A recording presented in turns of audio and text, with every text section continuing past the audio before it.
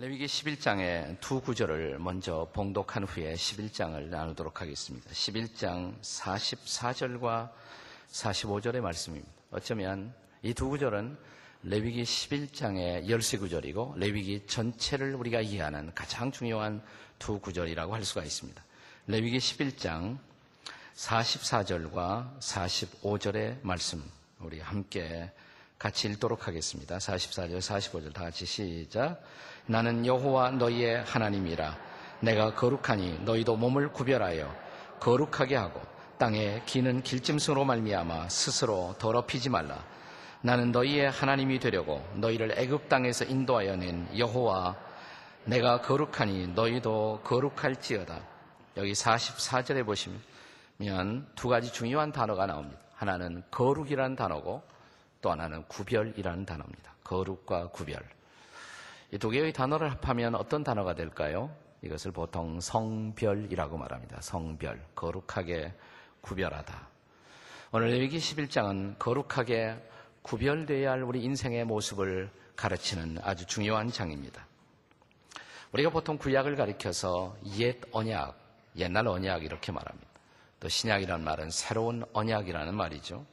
그러니까 구약은 예수님이 이 땅에 오시기 전에 하나님과 그리고 하나님의 백성들의, 이스라엘 백성들의 언약을 기초로 한 책이 바로 구약이죠. 신약이 뭡니까? 신약은 예수님이 이 땅에 오신 후에 하나님과 하나님의 새로운 백성인 그리스도인들의 언약을 다루고 있는 책이 바로 신약 성경이 아니겠습니까? 그러니까 구약과 신약의 차이가 있다면 어떤 차이가 있을까요? 구약은 예수님 오시기 전에 예수님을 바라본 것, 또 신약은 예수님 오신 후에 그분을 증거한 것, 이게 가장 중요한 것이고 그 밖에 또 어떤 차이가 있을까요? 저는 구약이 어떤 성경의 진리를 우리에게 풀어줌에 있어서 상당히 외적인 것을 많이 강조하고 있다는 인상을 받습니다. 그러나 신약은 보다 내적인 면을 더 특별히 강조하는데 저는 중요한 차이가 있지 않은가라는 생각을 합니다. 예를 들어서 축복을 한번 생각해 보십시오. 축복이라는 개념. 우리가 구약에서 축복 개념을 보면 구약의 축복과는 상당히 물질적입니다. 요즘 사람들이 많이 말하는 기복적인 축복관이 구약에는 상당히 많이 전개되어 있습니다. 그러니까 구약 성경은 확실히 물질적 축복을 강조하고 있습니다. 그러나 신약에 오게 되면 축복의 관점이 상당히 달라집니다. 예를 들어서 예수님의 산상수훈, 첫머리 부분부터 심령이 가난한 자가 복이 있다. 돈 많이 버는 자가 복이 있다가 아니라 심령이 가난한 자가 복이 있다. 에베소서 1장 같은 데도 보면 신령한 복, 이런 영적인 축복들을 강조하고 있단 말이죠. 영적인 축복들. 그러니까 구약이 물질적인 축복을 강조한다면 신약은 훨씬 더 영적인 축복을 더 많이 강조합니다.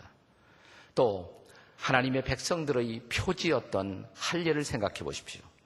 구약 성경에서는 하나님의 백성들, 특별히 남자들의, 이스라엘 남자들의 육체적인 할례, 그 할례가 상당히 중요하게 강조됩니다. 그것이 하나님의 백성들의 표지라고 강조합니다. 그러나 신약에 오면 그런 육체적인 할례가 아니라 신약에도 할례를 가르치는데 신약의 할례는 마음의 할례입니다. 마음의 할례. 그러니까 겉으로 육체의 어떤 표시를 하는 것보다도 마음의 할례가 훨씬 더 중요하다라는 것을 강조합니다. 그럼 어느 것이 맞아요? 구약이 맞습니까? 신약이 맞습니까? 이것은 어느 것이 맞느냐 틀리냐는 문제가 아니라 구약의 진리를 신약이 완성하고 있다는 것입니다. 성경의 진리는 그 진리의 계시의 전개에 있어서 상당히 점진적인 성격을 갖습니다. 그래서 신학자들은 성경에 나타난 계시의 특성을 가리켜서 점진적 계시다 이런 표현을 씁니다. Progressive Revelation, 점진적 계시다. 하나님이 한꺼번에 모든 진리를 보여주지 않고 점진적으로 진리를 보여주신다는 것이에요. 그렇게 보여주기 시작한 진리가 신약에 와서 완성이 되었다라고 말할 수가 있습니다. 그러니까 구약의 물질적 축복을 통해서 하나님의 축복이 참 중요한 것이구나. 이것을 깨달은 기도하면 그런 물질적인 축복이 주어짐을 경험하면서 축복이 중요하구나. 이것을 깨달은 하나님의 백성들에게 신약에 와서는 드디어 이렇게 가르칩니다. 물질적인 축복도 중요하지만 그보다 훨씬 더 중요한 것은 바로 영적인 축복이라고. 그래서 진정한 축복관을 신약에 와서 완성하고 있는 것을 볼 수가 있어요. 할례도 마찬가지죠. 물론 하나님의 백성이 하나님의 안 백성과 다르다. 그 표시가 있었단 말이에요. 그게 할례란 말이죠. 그러나 진정한 하나님의 백성의 표지는 단순히 육체의 어떤 흔적을 남기는 것보다 훨씬 더 중요한 것이 우리의 마음이 달라야 한다. 하나님의 백성들의 사고와 마음 그 자체가 달라야 한다. 이것이 하나님의 백성의 진정한 표지이다. 이렇게 신약이 가르친단 말이죠. 그래서 구약을 신약이 완성하고 있다는 사실입니다. 왜 이런 장황한 얘기를 서두에 늘어놓는가? 우리가 레위기 11장은 이해하기에 상당히 쉽지 않은 그런 난해한 장이라고 할 수가 있습니다. 우리가 레위기 11장을 딱 보면 우리가 먹어야 할 것, 또 먹지 말아야 할 것, 정결한 짐승, 또 부정한 짐승 이런 것들이 구별되고 있는 모습을 볼 수가 있습니다. 이것은 단순히 우리들의 식사에 대한 다이어트에 대한 어떤 메시지를 주는 그런 장일까요? 그렇지 않다는 것입니다. 육체의 할례를 통해서 마음의 할례, 우리의 마음이 하나님께 속해 있음의 중요성을 가르치시던 그 하나님은 이제 먹을 것과 먹지 못할 것의 구별을 통해서 우리가 인생을 살면서 취할 것, 또 취하지 말아야 할 것, 이것에 있어서 구별된 삶의 중요성을 이제 저와 여러분에게 가르치시고자 하나님은 의도한다는 사실입니다. 자, 레위기 11장을 보면 우리 처음 부분에 몇 개의 짐승들의 정함과 부정의 구별을 순서적으로 가르칩니다. 우선 1절부터 8절까지는 땅의 짐승들 가운데, 이 땅의 짐승들 가운데 정한 것과 부정한 것, 먹을 것과 먹지 말을 것. 그 다음에 두 번째는 9절부터 12절까지 보면 이제 짐승이 아니라 물고기들 가운데서, 물고기 가운데서도 정한 것, 부정한 것, 그러니까 먹을 것, 먹지 말아야 할 것을 구별하고 있는 모습을 볼 수가 있습니다. 그 다음에 세 번째는 새들 가운데도, 날아다니는 새들 가운데도 먹을 것이 있고 먹지 말 것이 있다. 13절부터 19절까지 기록되고 있는 것을 볼 수가 있습니다. 그 다음에 네 번째로는 날개 달린 곤충들, 이 곤충들도 20절부터 23절까지 보면 먹을 것과 또 먹지 말 것이 구별되고 있는 모습을 우리가 볼 수가 있습니다. 자, 그런데 이런 말씀을 딱 읽으면 여러분 어떤 느낌을 받습니까? 과연 이런 동물의 정함과 부정함의 근거가 확실한 것일까? 맞는 것일까? 정말 과학적으로, 생물학적으로 그 동물은, 어떤 동물은 정말 부정한 것이고 어떤 동물은 정말 부정하지 않은 것인가? 이런 질문을 우리는 던지지 않을 수가 없습니다. 많은 성경학자들은 지나간 역사를 통해서 하나님이 먹지 말라고 말씀한 어떤 것은 우리의 위생적 관점에서 볼 때 그것이 우리에게 해롭기 때문에 먹지 말라고 말씀하신 것이고, 또 먹으라고 말씀하신 것은 의학적인 관점 혹은 위생적 관점에 있어서 우리에게 유익하기 때문에 그렇게 말씀한 것이다 라는 그런 생각을 가져왔습니다. 이런 관점을 가리켜서 우리는 보통 위생적 관점 이렇게 말합니다. 위생적 관점이다 이렇게 말합니다. 그러니까 일반적으로 부정한 동물은 질병을 더 많이 일으키고 건강에 해를 끼치기 때문에 하나님이 그렇게 말씀하신 것이다 라는 생각들을 가져왔습니다. 저는 물론 일리가 있다고 생각해요. 또 어떤 부분적으로 타당성이 있다고 생각합니다. 근데 예를 들어서 정말 돼지고기가 쇠고기보다 더 나쁜 것인가? 그것이 과학적으로 타당한 것인가라는 의문은 아직도 남습니다. 이러한 위생적 관점과 좀 더 다른 관점을 복음주의 학자들도 최근에 와서 제시하기 시작했습니다. 그걸 가리켜서 위생적 관점이라고 말하지 않고 상징적 관점이다 이렇게 말합니다. 상징적 관점. 이 상징적 관점이란 말하면, 다시 말하면 이것은 소위 정결한 동물이라고 성경에 열거된 그런 동물들, 그런 동물들의 행동과 습관을 통해서 하나님은 하나님의 백성들이 어떻게 행동해야 할 것인가, 어떻게 습관을 가져야 할 것인가를 우리에게 가르치기 위해서 이런 동물의 행동이나 습관을 상징적으로 구별해서 우리에게 말씀하신 것이지, 이것은 동물 그 자체가 정하거나 부정한 것을 의미하지는 않는다는 관점입니다. 저는 거기에 상당히 마음으로 동의하고 싶은 그런 생각이 있습니다. 예를 들어서 색임질하는 짐승은 성경에서 모두가 다 거룩한 짐승, 정결한 짐승으로 그렇게 여겨져 있습니다. 왜 그럴까요? 왜 색임질하는 짐승을 정한 짐승으로 분류했을까요? 그리고 색임질 안 하는 짐승을 부정한 짐승으로 분류한 중요한 이유가 어디에 있을까요? 그들의 색인지를 통해서 더 중요한 이 동물 자체의 문제가 아니라 하나님의 말씀을, 하나님의 교훈을, 율법을, 토라를 한 번 마음속에 취하고 버리는 것이 아니라 그 말씀을 계속 되씹어, 곱씹어 이렇게 그 말씀을 묵상하고 또 묵상하는 습관은 하나님의 백성들에게 있어서 우리가 받아야 할 너무나 소중한 습관이기 때문에 바로 이러한 색인지라는 짐승을 통해서 배워야 할 레슨을 위해서 이 짐승을 거룩한 짐승으로 분류해 놓은 것이다. 이런 관점이 바로 무슨 관점이에요? 상징적 관점인 것입니다. 다시 말하면 고대 동물의 세계를 인간 세계의 거울로 해서 하나님께서 자기의 백성들에게 거룩하게 구별된 삶을 가르치고자 의도하신 것이다 라는 사실입니다. 다시 말하면 동물의 세계에서 인간 세계의 거룩한 삶을 우리가 상징적으로 배울 수가 있어야 한다는 것입니다. 저는 이 해석에 상당한 타당성이 있다고 보여집니다. 그리고 그것은 이 장의 마지막 궁극적인 결론과도 부합한다고 생각합니다. 자, 우리가 이 레위기 11장을 묵상하면서 44절, 45절의 말씀을 묵상하고 시작했습니다. 읽고 시작했어요. 그것이 결론이거든요. 그것은 레위기 11장의 결론일 뿐만 아니라 사실은 레위기서 전체의 결론이라고 할 수가 있습니다. 하나님이 궁극적으로 말씀하려고 하는 것은 동물 그 자체의 정함과 부정이 아니라는 것입니다. 뭐냐면 너희의 거룩함, 하나님 자신의 백성들의 거룩함, 내가 기도하는 것은, 내가 기대하는 것은 너희들의 거룩함이다. 나는 여호와 너희의 하나님이라. 내가 거룩하니 너희도 거룩하라. 그리고 너희들은 분명히 하나님의 안 백성들과, 즉 이방인들과 구별된 다른 삶을 살아야 한다. 그것을 동물들을 보면서 배워라. 바로 이런 메시지가 바로 이 교훈의 가장 중요한 핵심이 아닌가라는 생각을 합니다. 저는 그리고 이런 관점이 신약 성경의 예수님의 관점과도 일치한다고 생각합니다. 나중에 여러분이 이 땅에 예수님이 오셨을 때 예수님은 동물들의 정함과 부정의 이런 경계선을 예수님은 깨뜨리십니다. 철폐하십니다. 그리고 그분은 어느 날 깜짝 놀라게도 이렇게 선포하십니다. 자, 마가복음 7장 19절의 말씀을 다 같이 읽겠습니다. 마가복음 7장 19절. 자, 우리 한번 다 같이 읽어보겠어요? 마가복음 7장 19절의 말씀입니다. 빨리 찾아지지 않는 분은 이미 나타난 스크린의 말씀을 다 같이 읽겠습니다. 다 같이 시작. 이는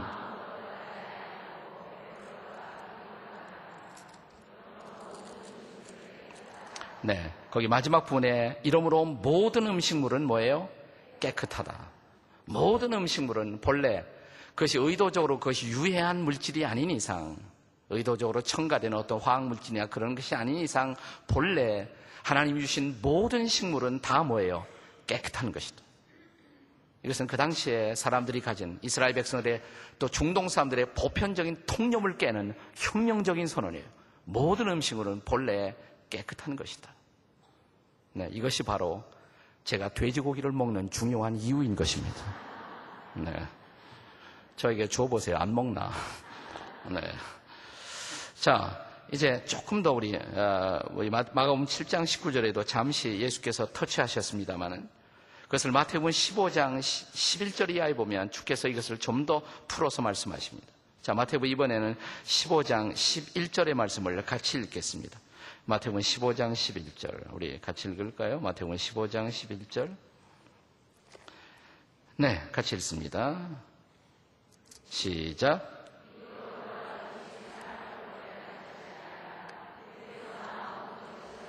네. 예수님은 거룩의 출처나 소스가 또 부정함의 소스가 어떤 동물 그 자체에 있는 것이 아니다.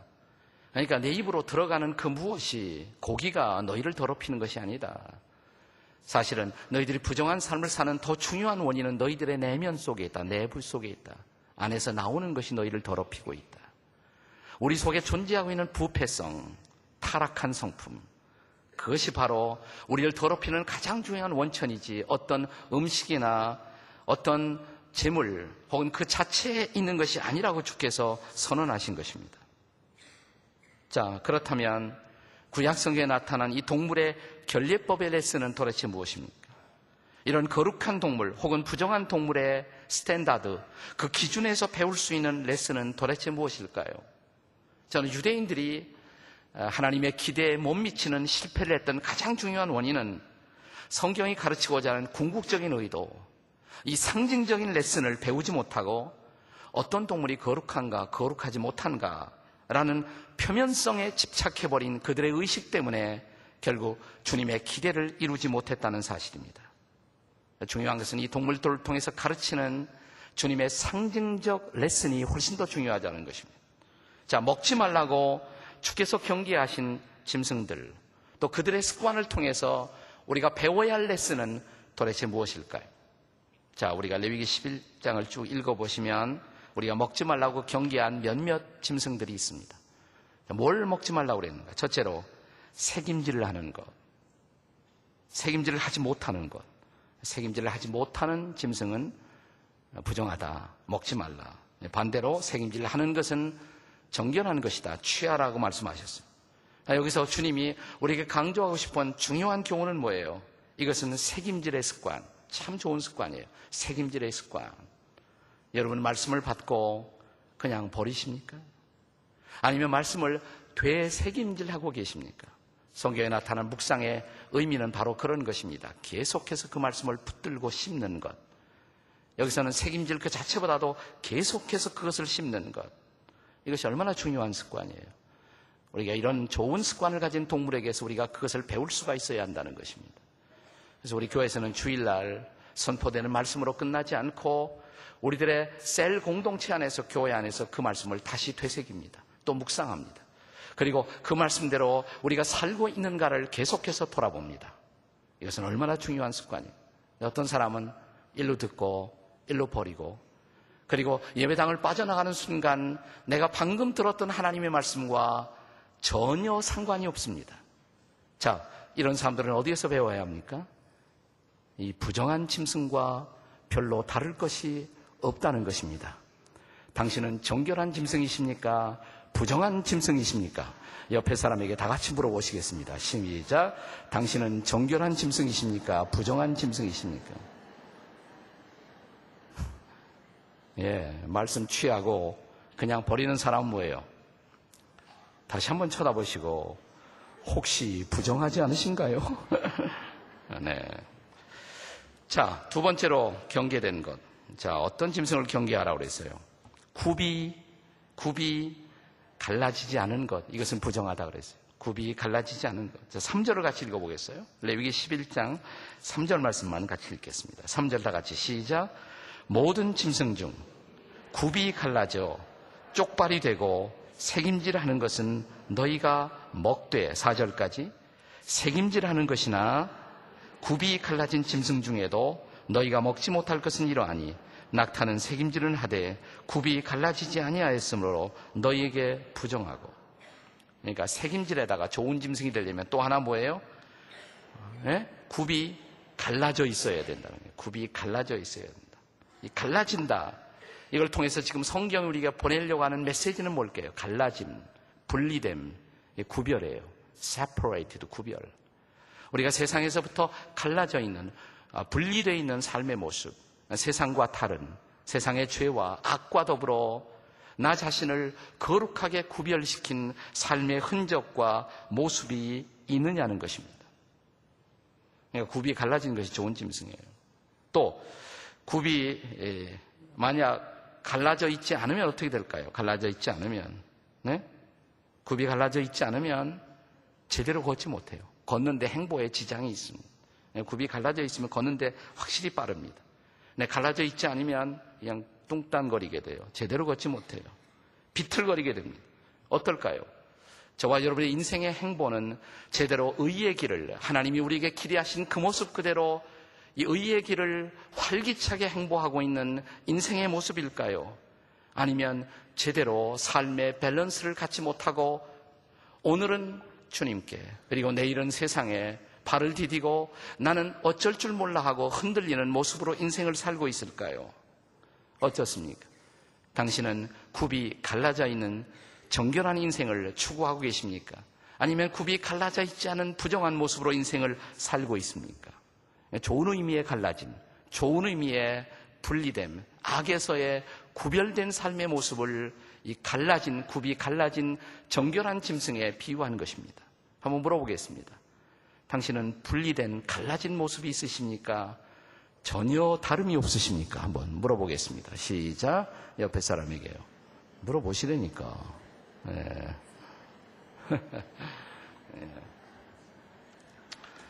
네, 세 번째 것입니다. 그 다음 세 번째는 뭐냐면 지느러미와 비늘 없는 것, 먹지 말 것. 지느러미와 비늘 없는 것은 먹지 말라. 9절이죠.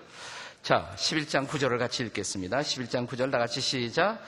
물에 있는 모든 것에서 너희가 먹을 만한 것은 이것이니 강과 바다와 다른 물에 있는 모든 것 중에서 지느러미와 비늘 있는 것은 너희가 막되. 네. 그러니까 물고기가 지느러미가 있고 비늘이 있으면 어떻게 될까요? 헤엄을 잘 치죠. 그러면 헤엄을 잘 쳐요. 없으면 헤엄을 잘 못 쳐요. 지느러미와 그리고 비늘이 있으면 물을 거슬려 올라갈 수 있는 힘이 있습니다. 전진할 수 있는 능력이 있습니다. 자신을 보호할 수 있는 능력도 있습니다. 그런데 그것이 없으면 뭐예요? 앞으로 나갈 수도 없고 자신을 지킬 수도 없어요. 우리 가운데는 이 세상을 거스리고 살아가는 당당한 저항의 능력과 자신을 세상에서 지킬 수 있는 영적인 능력을 가지고 살아가는 성도들이 있는가 하면 일방적으로 세상을 따라가는, 교회 나오는 것 빼놓고는 다른 것은 아무것도 없는 그런 삶을 살고 있는 성도들도 없지 않아 있단 말이죠. 네. 먹을 수 없는 물고기, 그것은 지느러미도 없고 비늘도 없는 것. 그것이 구체적으로 무엇인가 여기는 나와 있지는 않았어요. 성경에는 그것이 기록되어 있지는 않습니다. 일종의 어패류 같은 것들, 오징어, 낙지. 그래서 중동지방에 가면 이런 거 되게 싫어합니다. 제가 방금 전에도 성지순례를 갔다 왔습니다만 성지순례 갈 때마다 제가 늘 하는 거예요. 제발 오징어 싸가지고 가지 마십시오. 그래서 한번 어떤 분이 오징어 싸갖고 가는데 거기 기사와 그 현지 가이드가 내리래요. 내리래. 오징어 냄새 나는 한 같이 갈 수가 없대요. 네. 네. 그걸 차곡차곡 싸갖고 와서 뒤에서 네. 네. 이제 그 자체가 중요한 것이 아니라 더 중요한 것은 뭐냐면 세상을 거슬러 올라갈 수 있는, 그리고 세상에서 자신을 지킬 수 있는 거룩한 능력. 우리는 그런 능력 있는 인생을 살아가는 저와 여러분이 되시기를 주의 이름으로 축원합니다. 자, 그 다음에 또 먹지 말라고 경고된 것. 13절부터 19절까지 보면 새들이 나와요. 새들. 굉장히 많은 새들의 이름이 리스트가 거기에 계속 열거되고 있습니다. 그렇죠? 네, 13절부터 쭉 보시면 새 중에 이렇게 시작됩니다. 너희가 가증히 여길 것 이것들이라. 이것들은 먹지 말아라. 독수리, 솔개, 물수리, 말똥가리, 까마귀, 타흐마스, 갈매기, 새매, 올빼미, 가마우지, 부엉이, 흰올빼미, 사다새, 너새, 황새, 오디새, 박쥐, 별게 다 나와요. 이 모든 것의 공통점이 하나 딱 있다. 학자들은 이렇게 말합니다. 이 모든 것들의 공통점이 뭐냐? 이 모든 새들은 모든 것을 닥치는 대로 먹는 새입니다.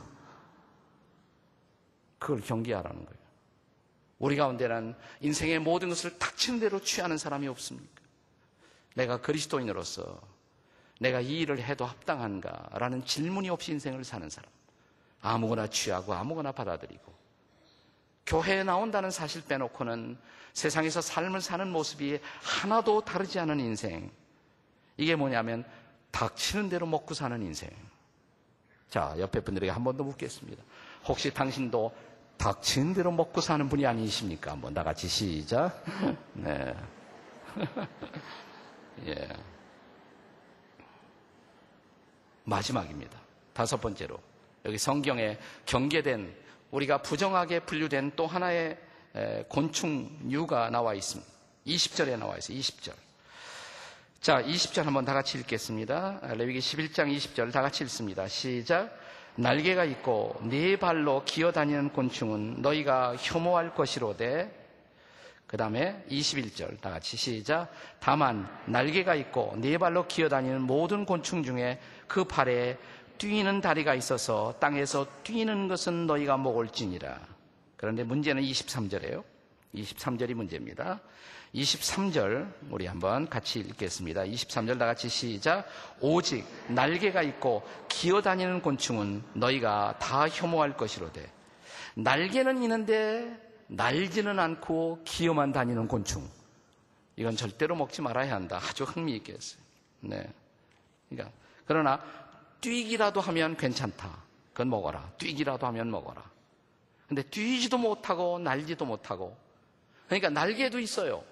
그러니까 뛸 수 있는, 날 수 있는 기능이 다 갖추어져 있음에도 불구하고 뛰지도 못하고 날지도 못하는 것은 부정하다. 근처에도 가지 말아라. 거기서 똑똑히 배워라 이 말입니다. 어떨까요? 우리가 그리스도인이 된 순간, 우리가 하나님의 사람이 되고 하나님의 자녀가 된 순간, 저는 이렇게 믿어요. 하나님께서는 저와 여러분에게 이 세상을 비상할 수 있는, 이 세상을 날아갈 수 있는, 이 세상을 초월해서 살 수 있는 그런 모든 능력을 다 주셨다고 믿습니다. 기도의 능력도 주시고, 말씀의 능력도 주시고, 성령 충만한 능력도 주시고, 성령의 기름 부으심도 공급하시고, 그럼에도 불구하고 세상에서 날지도 못하고 뛰지도 못하고 빌빌 기다가 사탄의 포로가 되는 인생, 마귀의 포로가 되는 인생. 옆에 사람에게 혹시 당신이 그니이까 물어보시겠습니다. 시작. 혹시 당신이 그니이까. 제가 언젠가 그 얘기 한 것 같아요. 네. 새 가운데와 아프리카의 새 가운데, 아프리카에 많아요. 세크러터리 볼드라는 새가 있습니다. 세크러터리 볼드. 그러니까 직역하면 비서새 이렇게 돼요. 비서새. 근데 책만 읽었지 제가 본 일이 없었는데, 얼마 전에 제가 하와이 갔다가, 하와이 몇 차례 가니까 볼 거 없더라고요. 그래서 동물원이라도 가자. 하와이에 주에 갔더니 세크러터리 볼드 앞에 써 있어요. 얼마나 반가운지. 사진도 찍고 봤습니다. 이렇게 생겼어요. 세크러터리 볼드가. 다리가 상당히 길죠. 날개가 있어요. 날 수 있는 새예요. 잘 날 수가 있는 새예요. 세크러터리 볼드는. 잘 날 수 있는 새인데 날지 않고 기다가 붙잡히는 새예요. 이게 바로 비서새예요. 이게 비서새예요. 여러분, 우리 가운데 그런 사람 없을까요? 주님은 날개를 달아주셨습니다. 세상을 날아갈 수 있는, 세상을 초월할 수 있는 그런 능력을 주셨음에도 불구하고 날지도 뛰지도 못하고 밤낮 기어다니다가, 엉금엉금 기어다니다가 사탄에게 먹이가 되는, 포로가 되는 인생. 사랑하는 여러분, 이런 동물에게서 배우십시다. 그리고 하나님이 기대하는 거룩을 향해서 비상할 수 있는, 날아갈 수 있는 인생이 되시기를 주의 이름으로 축원합니다. 기도하십시다. 하나님 아버지, 하나님의 자녀들이 하나님을 모르는 세상의 사람들과 다를 것을 기대하신 주님. 그러나 우리가 하나님 믿고 나서도 여전히 세상 사람들과 다르지 못한 구별이 없는 인생을 살고 있는 것은 아닌지요. 구별이 있어야 우리를 보고 감동을 받을 터인데, 그리고 이 믿음을 함께 가지고 싶어 할 터인데, 구별이 없이 세상과 섞인 인생을 삶으로 너와 나가 다를 것이 뭐냐, 이것이 인생을 살고 있는 우리의 모습이 아닌지 부끄럽습니다. 구별되게 도와주시옵소서.